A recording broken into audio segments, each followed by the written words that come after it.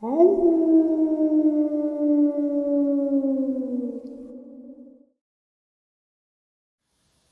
and salutations, everyone. I hope everyone is still doing well. Welcome back to tonight's Merry Christmas Eve bonus upload. We're going to spend it with Luke from Taylor, Mississippi. Before we get into it, though, a couple links. As you know, I rely on Patreon, PayPal, channel membership, and the merch to help the channel to continue to grow and go. Links to Patreon, PayPal, and channel membership are in the description below. The merch is displayed directly under the video. Also, Dogman Frightening Encounters, Volume 1 through 3, the audiobook versions. They were written and researched by Tom Lyons, narrated and produced by me, Jeff Nadolny. Those audiobooks are available on Audible, Amazon, and iTunes, links to which are also in the description as well. And finally, last but definitely not least, if you'd really like to help support this channel to continue to grow and go, simply subscribe. It does not cost you a cent. Click that like button. It takes half a second. If you don't want to miss out on any of the informative uploads I put out daily, click that bell icon, and folks, please leave a comment. Why? Well, because all these things, they really do help this channel to continue to grow and go. And folks, they really do matter. Now, everyone, I have taken far too much of your time. Let's jump in to this Christmas Eve bonus. Shall we? All right, everybody. Today I have a special person, a person that I've got to meet a couple years back, and he and I have had some really intense conversations about cryptids, about life, about just everything. Luke, how are you? Hello, how you doing? Hello, everybody. How's it going? I'm doing well.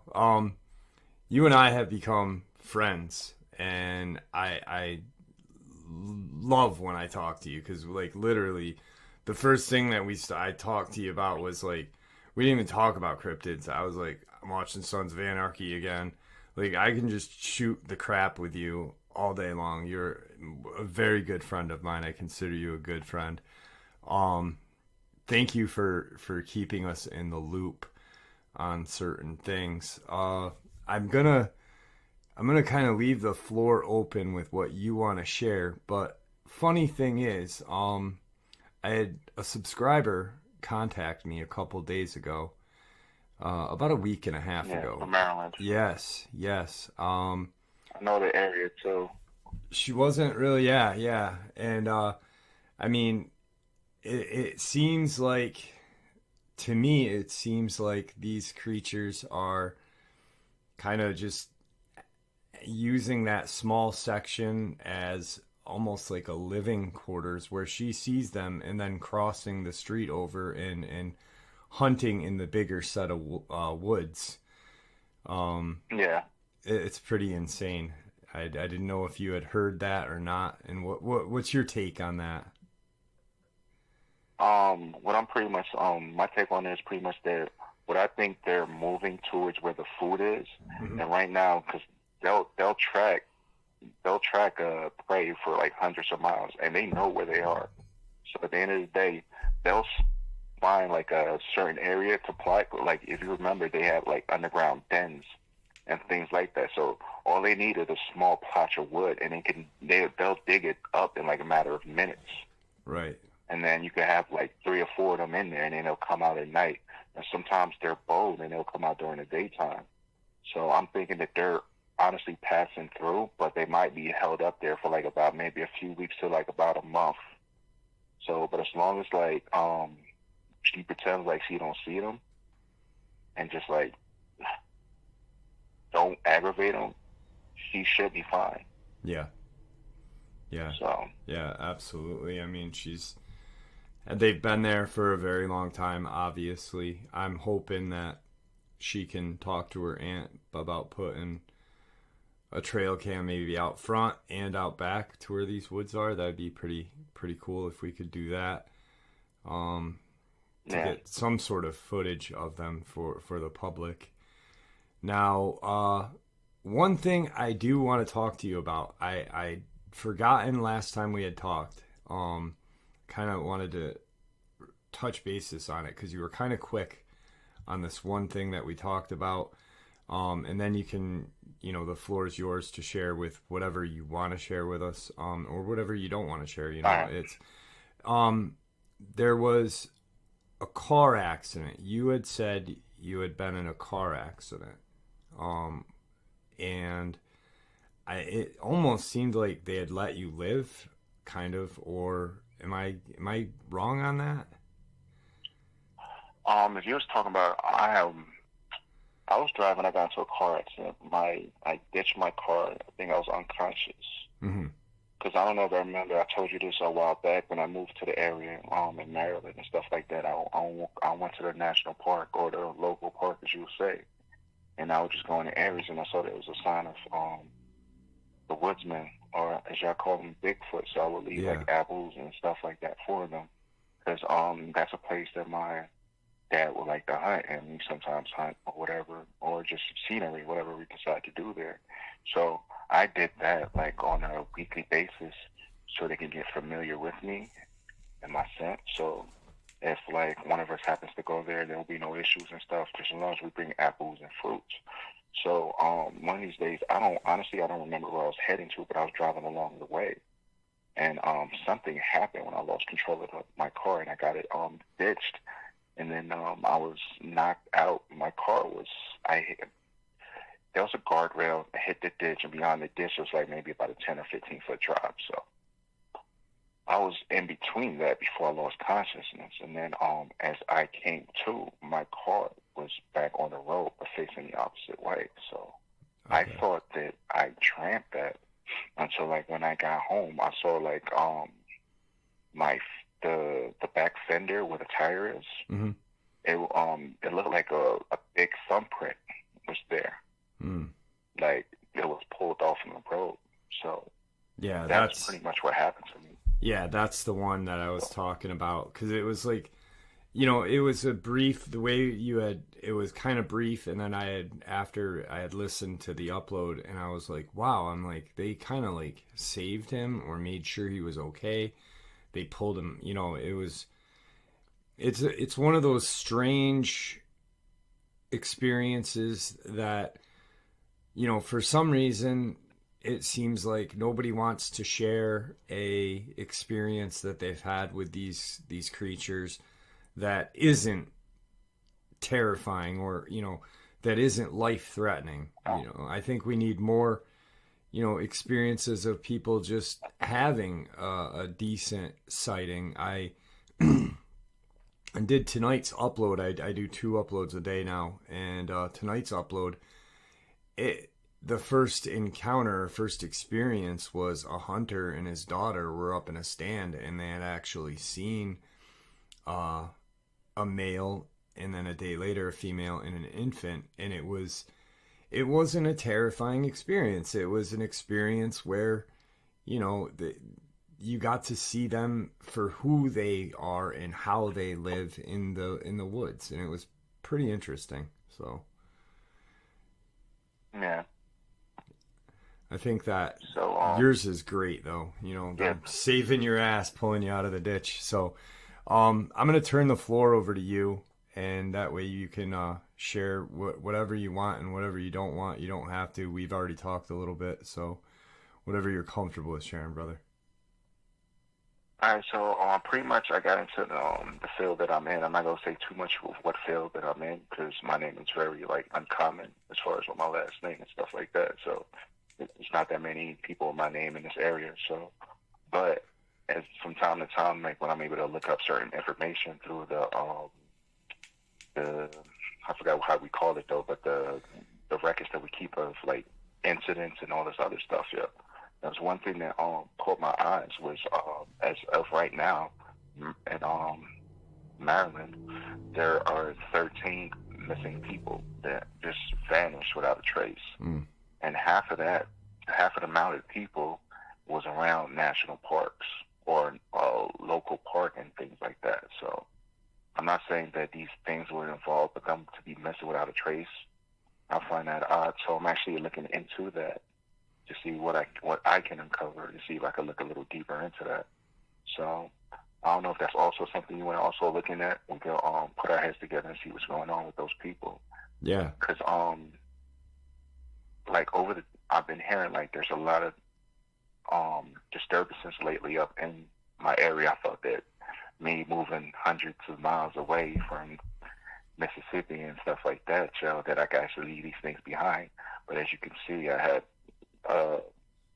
encounter not too long ago, and me being reckless and stupid, thinking that I can like go hunt these things, which I can't, and my mortality was proven that day, because at any day at any time I was at their mercy. So yeah, and I learned to accept the fact that we're not the same beings. We're not capable of hunting these things.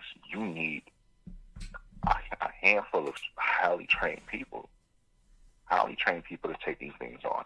These things are fast, they're strong, they're cunning, they're smart, they can see in the dark.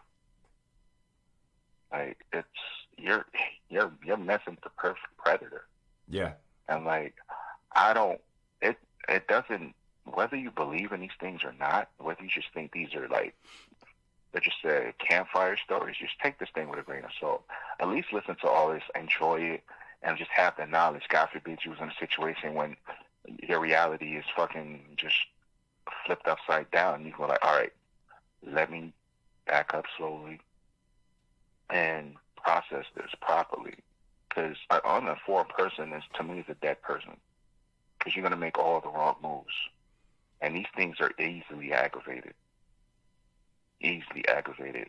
And if you run from these things, their prey instinct kicks in automatically. Mm-hmm. Yeah, but, absolutely. Yeah, I don't know if you have any questions for me, though, but I've been listening to certain things.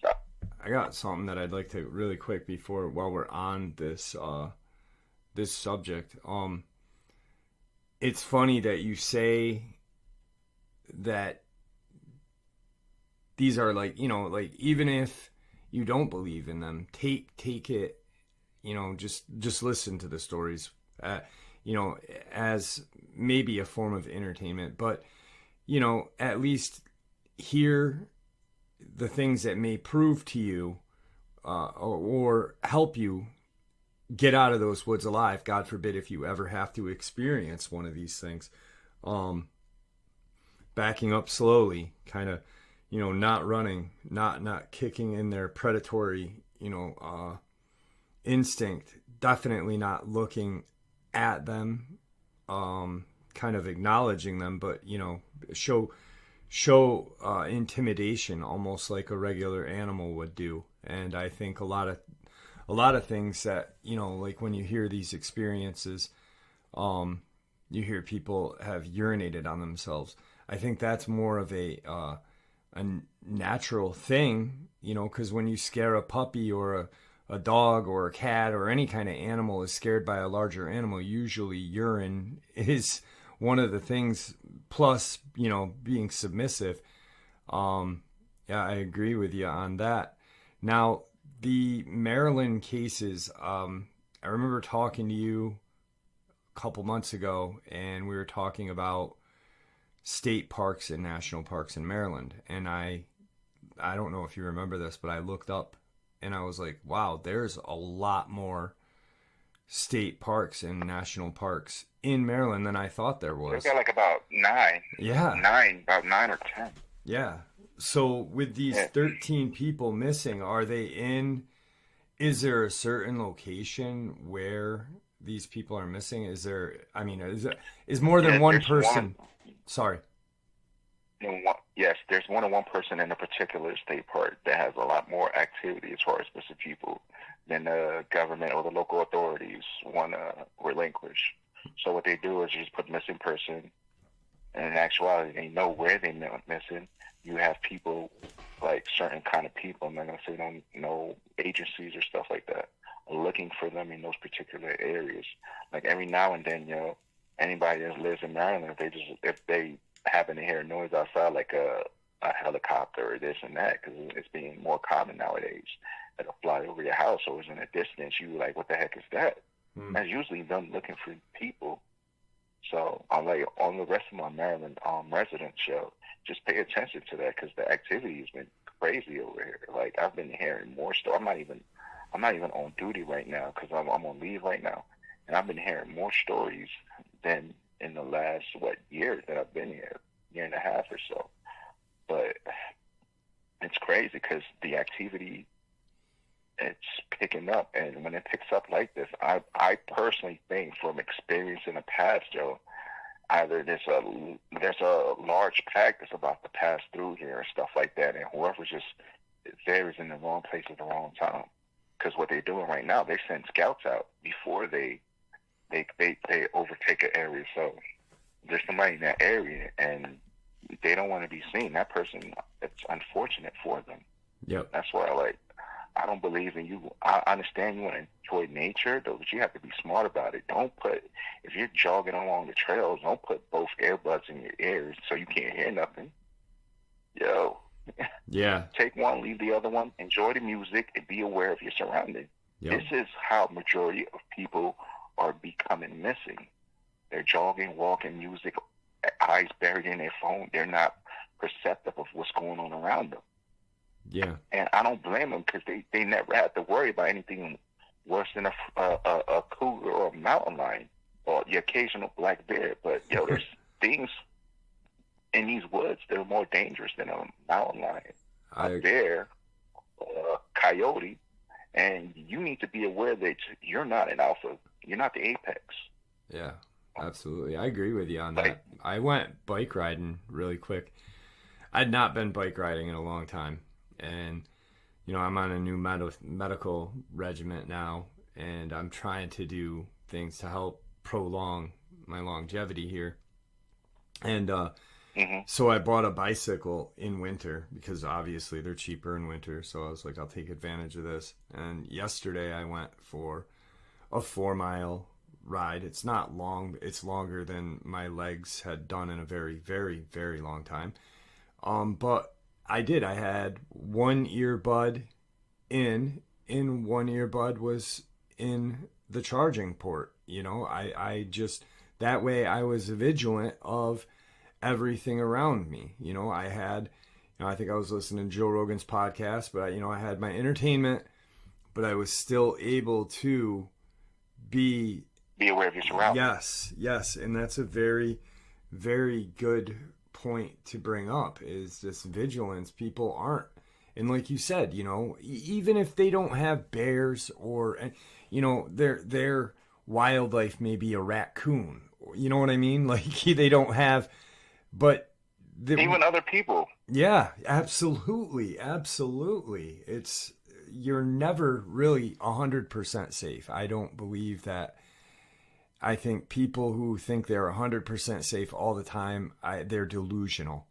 You always. Well, you can't blame them for that, Joe. That's pretty much what the government, mainstream media, and all that other freaking social output put it or program them to be. Oh, America is great, this, that, and third.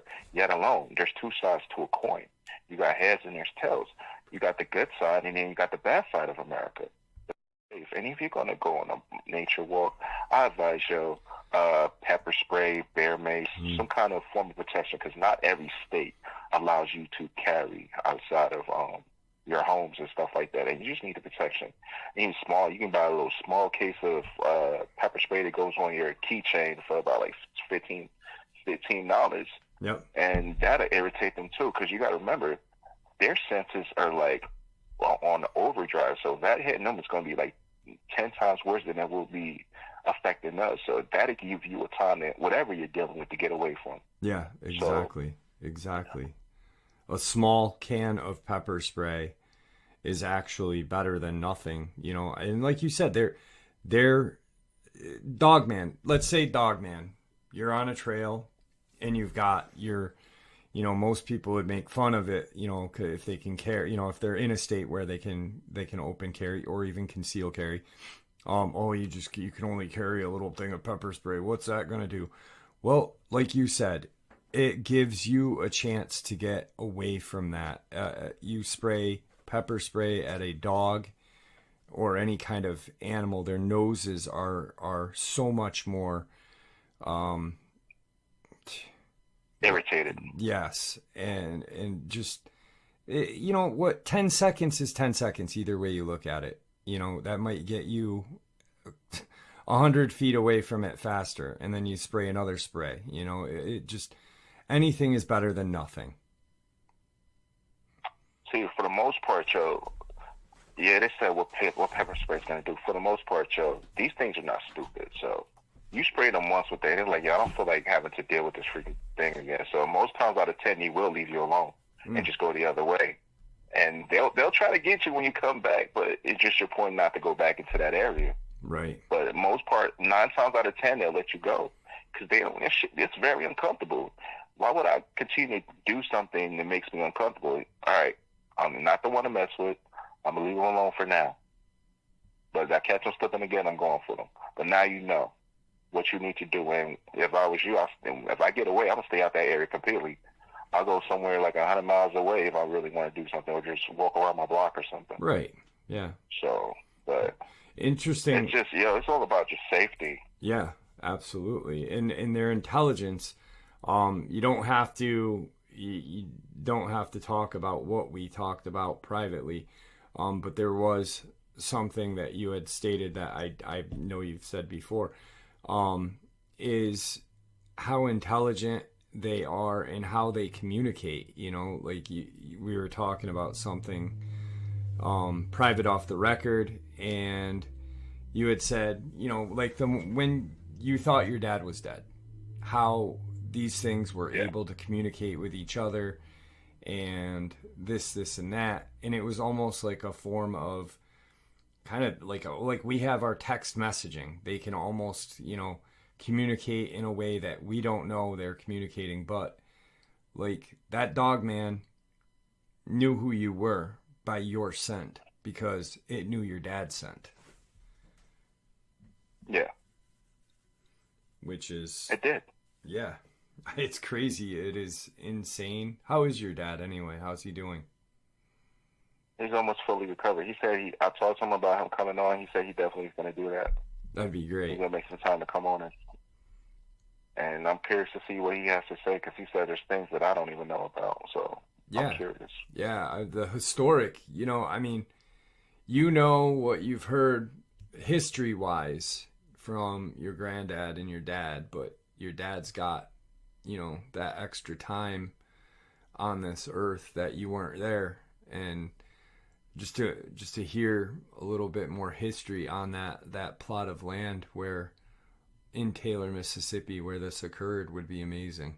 Yeah, definitely. Oh yeah, that property is not there no more. It's been mowed through. They put in like other stuff on there. It's not even. They closed off the section and stuff like that. Mm-hmm. And they open up some more dens, man-made dens and stuff. So almost like they're letting. I didn't go up there, but I had a. I don't know if you remember my friend that did live like about half an hour away from me. That also had the issue, and I went over there to help him. And then something showed up, and then some people in the woods with black gear showed up, and it was just a whole bunch of mess. Yep. Yeah, so he stopped by though. He stopped by and like he took a look at everything from where he can get access point because there's areas for you to get to where my house used to be, and I'm pretty sure they haven't found that out yet. So he took that road, and then he was able to see it. And he sent me pictures and stuff like that. So like there's man-made dens. So in reality, they're almost like helping them travel through there. Is that? I think. Okay. It's one or two things that I think it is, Joe. I think what you're saying is either they're helping them to travel through, just making it a lot easier for them, or it's a trap to get them in there because he doesn't know what's in their den. And they can go in that den and the whole thing, they can set off a trip and the whole thing just blows up. You feel me? Yeah. So yeah, absolutely. I'm thinking that's pretty much what they're trying to do because right now it's like I haven't been tracking them, but I've been hearing stories like things that were happening, and at the rate that it was happening had me feel like there's like a super PAC coming through or passing through. I agree. Something's going on. They might be. I think they're tracking them, and they try to make it more for them to stay in a certain area so they can either track, kill, contain, or whatever they're trying to do. But at the end of the day, yo, I've been noticing there's been a lot more animal coming into like residential areas, like coyotes, black bears, and stuff like that. Yeah. And they don't usually do that, but something's pushing them out the woods. Yeah, yeah. There was a guy from Virginia, and he lived off the mountain, but it was very rare that they would see bear come off the mountain. Periodically, you know, a certain time of year, I think it was before, like in fall, before hibernation, they'd come down and forage, and then go back up. And then there was a point where the bear and other animals were almost down off of this like mountain because of these packs traveling through. I really think there's something. You really kind of piqued my curiosity on something, and I'm going to look into it. When you said scouts, with all of the 8 people in Tazewell, Virginia, showing up, you know, dead, torn up, in caves, you know, this and that. That's not a super PAC. That's something like a individual or 2 just, you know, traveling through. One can do that. Yeah, absolutely. One can kill 10 people in a matter of minutes if it really wanted to. It was a full-grown adult, which is about 7 to 9 feet tall. On some cases, you got one that are 10 feet tall. So if it's one of those, the amount of speed that it can pick up in like half a second, it can, and this claws are sharp enough to freaking literally like cut through metal. That's how sharp his claws are. Yeah. Like I've seen cases when they stuck their, like, however you want to call it, finger type claw into doors with minimal amount of force. So with that being said, 8, 10 people, no time. Yeah. Especially if they're unarmed. Absolutely. I know you listen to the channel periodically. I know you're you know, trying to get better so you can get back to work. But there was that case in Oklahoma where the woman was Anita Mears. The cops show up in Oklahoma County. They think initially she's stabbed, and then the coroner gets her. And, you know, I really think about that and think that maybe some of those air quote knife, you know, what the cops thought were knife that's wounds. Very easy. Yeah, is Dogman claw. That's very easy. A Dogman claw is about, give or take, a full grown is anywhere from like 3 to 6 inches long. Mm-hmm. 3 to 6 inches long, and it's sharp in the tip. So it won't take nothing for it to break human flesh. No. I mean, you've had the one in your bedroom, you know. It took my shoulder, from my shoulder all the way across. Yeah. Can you, if you don't mind, just, I've never asked you this. There was 2 dogmen that you had seen that really made me think about fear, and really kind of made me feel like if I saw these 2 individual dogmen, how terrifying it must have been for you. Can you, if you don't mind, there was 2. There was the one in your room, and there was the one that you felt was, like, in lack of a better words, the alpha and omega, like the ultimate dogman, the leader of them all. The one in your room, can you explain, like, maybe, like, feet up, paint a picture of what that thing looked like? Claws, like we think of how these things, they you know, people are like, well, they have dog paws. How long are their claws on their feet, and how long in comparison to their claws on their hands? You know, am I kind of making sense? Yeah, you make sense. Okay. All right, so I gave you the pretty much like what their claws range like from just off from personal experience. I don't know 100% because I'm not one of these walking wolves expert, or Right. I'll just say Dogman for a better sense. But from my experience though, their claws, their structures of their feet are weird. It's like, all right, think of a dog's back leg, and just add another half of that to it with, I don't know if all of these are the same, about 3 or 4 long toe-like parts, and then a claw about maybe 2.5 inches that curves down into the ground. Does that make sense? Yeah. Yeah.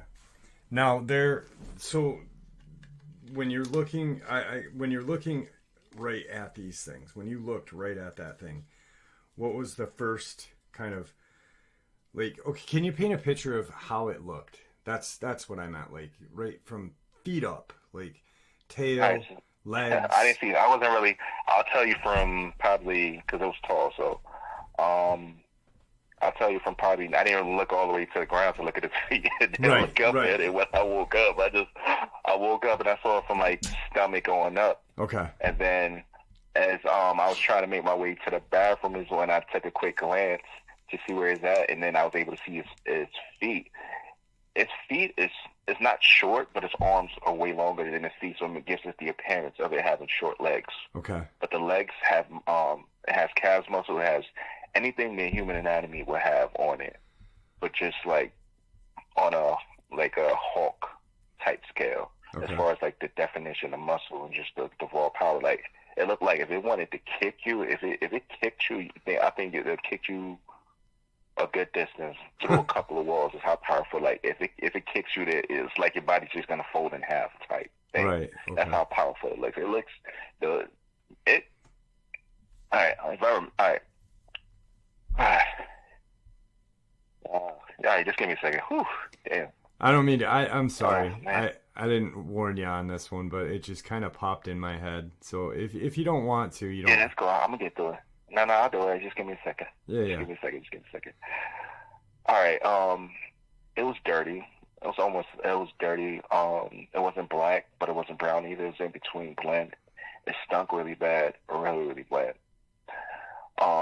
They had orange amber type eyes. Snout was longer than a German Shepherd's. The head was huge, the size of probably 2 basketballs. The ear was extremely long, almost like a rabbit's ear. And the waist was tapered, and the chest was broad, and there was no hair on the stomach. Okay. And the chest, light hair, and this pectoral muscle was well defined, like been bodybuilding for like all its life. Mm. And the arm length was about maybe about 5 feet. Okay. Here's a stupid question. So, at the chest, here's a stupid question. Because when people draw these things, okay, you got a person that you've had the unfortunate experience of seeing one of these things face to face, you know. So like in those people that just draw them, you know, they're going based off of what a human body looks like. Yet we call them dogmen, or you guys call them walking wolves. Now in a dog and in a wolf, if you were to stand your dog up, there would be a line of nipples. Totally different. Totally. So almost like almost a human body with a dog's head and features of a dog or a wolf. All right. From the waist to the neck, it's damn near human, and everything else is canine. Like if you just woke up and all you saw was your chest, you just thought it was a dude in a suit or something, or a hairy behind dude. So the females are different. Okay. Females have, or the last female that I saw was a quick glance, does have, I don't want to say this on air, but how we say this? It has Do they the have breasts? Like, I mean, compartments are of they a like? human woman. Yes, yes, it does. Like a woman's. Yes. Okay, okay. So the female that you saw had like obviously, there's different pectoral muscles on a bodybuilder are bigger than, a natural dude's chest. And then of course there's a Yeah. female who has, evident breasts. So you could distinguish, hey, that's a female because of the difference of breast size of that. So that's what you're kind of Yes. okay. All right. Yeah, I mean, I've always thought, like, well, if they're a true dog man, wouldn't they have like 8 nipples or however nipple, you know what I mean? Like it's just so I think we need to come up with a better kind of term for these creatures. Yeah. Now, Yeah. So that. Okay, I'm sorry. Go ahead. the one that you saw on the road, the kind of alpha omega, the beast. I don't know Black how. one. Yeah. How? Yeah, it's the black one. What made you really feel like that was like the just like I mean the prime, I guess you'd say. What was it that All distinguished right. it? So I've not no bragging because I really don't like looking at these things in the eyes though. But for the amount of all the ones that I ever looked in the eyes, I could see the intent behind it. This one, when I looked in his eyes, it was all I saw was like just darkness. Like I felt dread dealing with these things. I'm still scared of these things just because I haven't as much encounter as I did with them. By any means, don't think that I'm not afraid of these things. I'm terrified of these things. At the end of the day, I just feel like I have to do what I need to do to protect my family. So, but when I looked at this thing, it felt like I was looking into the eyes of the devil. Like it had. If you looked at a person, and just by looking at a person, you can almost tell everything about them, like the kind of experience and everything they had been through. Just an evil The kind same of thing ill that intent. I got. Yes, and the way how all of these other ones fell in line with it, like it was amazing. I was terrified, but it was amazing. Yeah.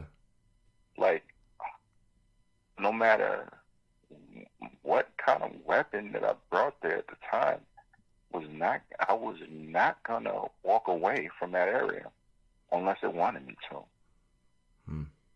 And the only reason why you and I both know the only reason why I was able to walk away was due to a little I had with me. Yeah. Yep. Yeah, it's I mean, and it showed up. Don't get me wrong, it showed up to my house. It showed up to my house. It knew where I lived.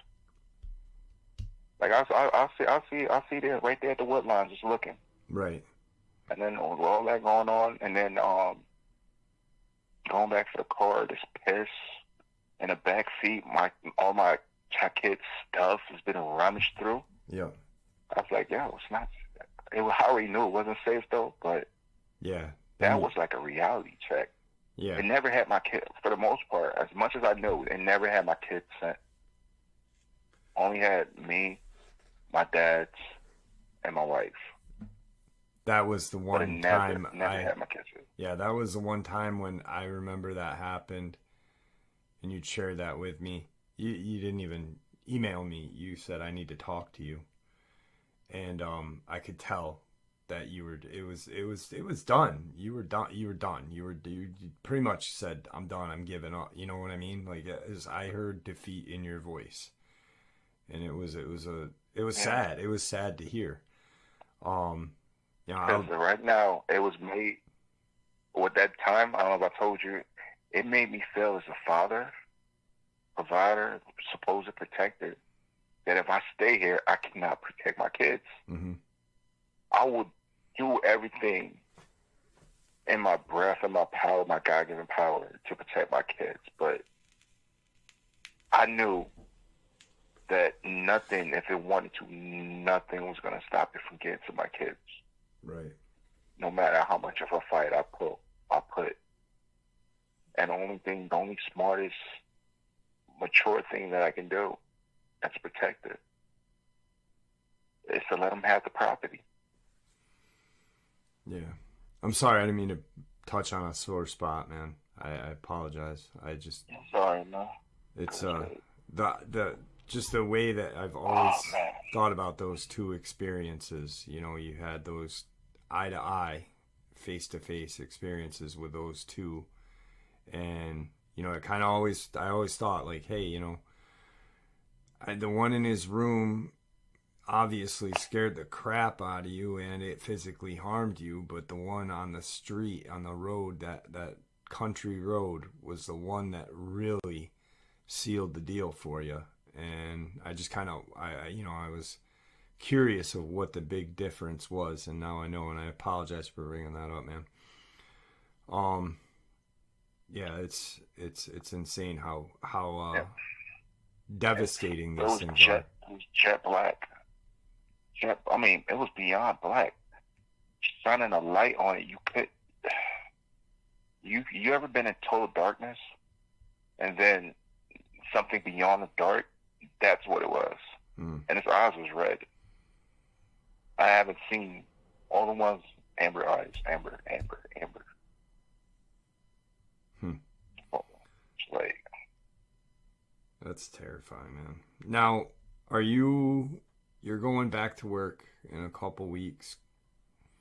Are you excited about that? Are you nervous? Are you how you feeling? I'm actually gonna be on desk duty, so I'm prepped for at least about a few months. So right. I'm pretty happy about that. I ain't trying to do no field work right now. There you go. Yeah, definitely. But I do have a vacation, even though I'm freaking going back to work. I do have a vacation coming up in July and stuff like that. We're gonna go out of state somewhere. But what I do plan on doing is, like, when I am up to getting back into the field and stuff like that. Mm-hmm. By no means I'm no victor or anything like that. I'm far from it. I'm just a regular guy just trying to do his job, making the world a better place for everybody, really, especially with the knowledge that I hold now. But I do want to capture some. What I'm going to do is put like the areas where I had my incidents and stuff like that, and sometime in the future, I do have evidence of these things, that they do exist, but it's just how to get it out there without it being without it ruining your life. Yes. So, and with that last conversation that we had in private, so that's another reason why I had to put it out there, because I was pretty much aware of what was going on. I'm like, you got to think I had about 40 plus years of experience with these things. Yeah. For me not to have like evidence, so. And that's the reason why when I was in the hospital the first time when I got shot, that's what they was looking for. Evidence, physical evidence. Because, because my email, I had sent. They wanted your phone. They wanted your phone, right?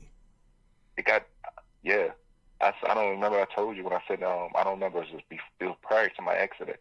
I told you I sent you an email. Yeah. Of some information. You told me you never got it. That's because they intercepted it. Yeah. And then when all of this stuff happened, you had sent me that email. You said, excuse me.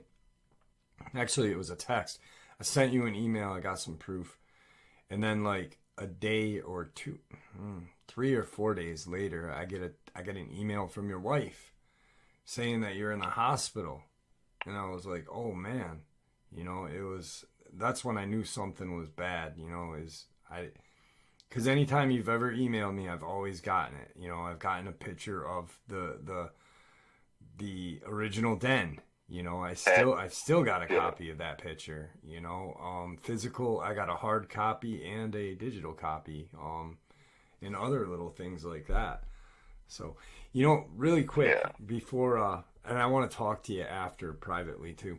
But when you were talking about those man-made dens, you know, like you had said, maybe they were treating them as traps, but you know, Yeah. maybe they're using some for traps, and you know, like with the den, the original den, the government had actually went down there and kind of almost converted it into a field office. It seemed, you know, and that's when you had, Yeah. I believe, spotted the hole going towards your house, if I'm not mistaken. Yeah. Yeah, it's crazy. It is crazy. Yeah. I actually had to go in that hole to see how far it I went, know. but I wasn't thinking how. You realize now, thinking how stupid I was. I'm like, yo, what if that shit was still in there, man? Yeah. And I'm just gonna walk up right up on it. Yeah. Yeah, the Digging away to curiosity, your but house, and like, there you are coming up behind it. oh man, Definitely not I good. thought about that. I told my I told my dad about that. He's like, you know, lost your damn mind. Yeah, yeah. I'm Man, like, he brought his perspective for me. I'm excited about talking to your dad, man. Holy cow, that's gonna be amazing. Just like the you Yeah. know, it if it's possible, I'd like to have both of you. Um, you know, that way, you know, you can be there for him if there's anything hard for him to share. I definitely will be there. So if he Awesome. wants me to get on the phone, I'll be on the phone. That'd be Because great.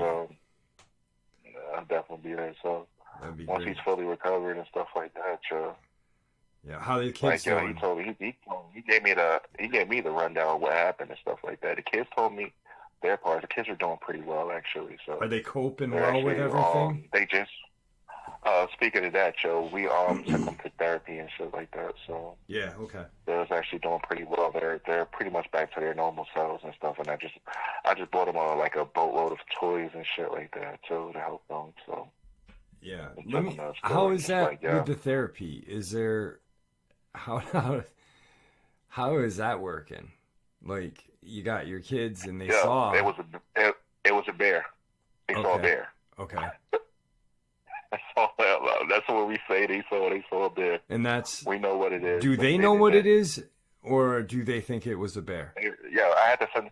Matter of fact, Joe, here's the kicker. Yeah, you remember how I told you my kids never saw these things, Joe? Mm-hmm. Right? Just found out recently after all of this shit, Joe, back in Mississippi, they did see the shit in their window. They thought they was dreaming. Wow, okay. Wow. So, yeah, you might have chills that I got when he told me that. I can imagine. Just And then they put two and two. They smart. They put two and two together. yeah. Yeah. Because I'm pretty sure they looked off in the distance, gunshots firing and stuff like that. Yeah. Yeah. Dad getting hurt, The house thing was, getting messed up. a juvenile was hunting them, or supposedly hunting them. Right. My dad realized that. This is just a little piece of what he told me. He realized that, so he sent the kids off.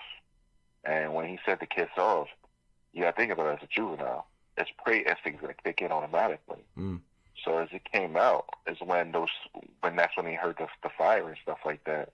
And then when that happened, right behind him was the mother. And he saw that. He fired in direction and started running. But you got to mind you, my dad's almost 70 years old, so he can't run. He's in great shape, but right. he's not how he was when he was 20, so he can't move that fast. Yeah, he's not getting moving tired. like a 22-year-old man. Yeah, so he got swiped at, fired again and stuff. So they hit him up really bad. Like he had like over at least about like 30 stitches, I think. The thing that just sent me over the top. What? See, I would have. What really like just just messed up my mind was the fact that Dad was in the hospital. I'm waiting for the recovery. I can't hear nothing. I can't see my kids. They being debriefed. Well, no matter even the status that I have, but they wouldn't allow me to see my kids. There was debrief from my kids and stuff like that. And then I I didn't hear nothing about that. My dad was isolated. They kept me away from the whole freaking situation because of who I was. Right. Yeah. It must have been difficult. As I'm home, I get a freaking phone call because this freaking chick didn't do her job right. Yeah. Saying that my dad passed away because my dad was in the same room as this guy that was sick. So she grabbed the wrong chart. Yeah, that was. I remember when you said that. Freaking, I can't imagine. I lost it, man. I lost it. I wasn't even. I was stupid. It's my dad. I lost it. Mm-hmm. And I just like, yo, what's one person gonna do to a freaking group of freaking walking wolves? But I didn't care at the time. I honestly went there on a mission that I was not coming back. Yeah. You were on a suicide mission, brother. Yeah, it's flat out. You told me. You said, probably last time I talked to you, I'm hunting these things. Blah. That was done. It was the last time I had talked to you, and I hadn't heard from you in a couple of months. And then you had messaged me on a different phone number, and I was like, who's this? You said, it's Luke. I was like, oh, hey, what's up? It's crazy. One quick thing before we end. The Taylor, Mississippi property, your great-grandfather, that was his property initially, then your granddad, then your dad, then you and the kids. So there's 5 generations. There was nobody there like prior, like your great-grandfather's parents weren't there? Or did he just... No, because said my great-grandfather was he built the house. Okay. Yeah, just imagine the... You know, it's crazy. It was... When you had shared that experience with your granddad, when he had came home from your grandma's house when he was younger, working at the grocery store and doing odd jobs and stuff, and you said, 4 generations, and I'm like, no, brother, that's 5, counting your grandfather or your great granddad. And I didn't even think about it like that either. I'm almost wondering what he had seen. Just imagine, because he was ready. He fired through the window. He didn't hesitate. Like he shot. Yeah, color. Please, don't I think about that? Your fork already be at the window, the gun right there by the door and stuff. Yeah.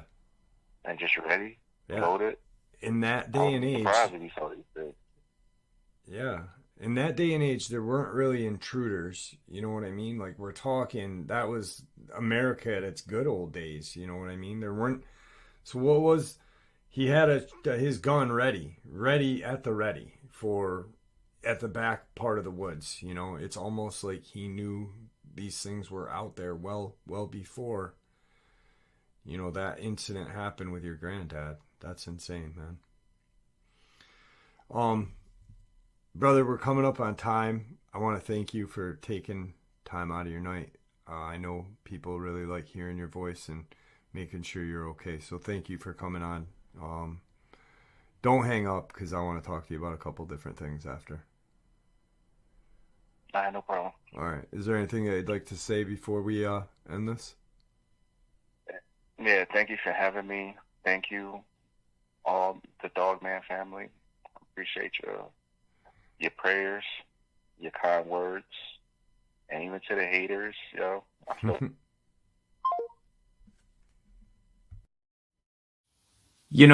hearing Victor's voice is always just refreshing. Luke as well. There's those subscribers out there that really had touched me in my heart. And many of you, and Luke happens to be one of them. Just a really amazing person, family guy, just a great guy all around. So, with that being said, Merry Christmas to all of you. I hope that you all have a blessed evening, and I hope that you're safe and warm and with family. And if you're not with family, then know that I'm with you in spirit and heart. With that being said, God bless you all.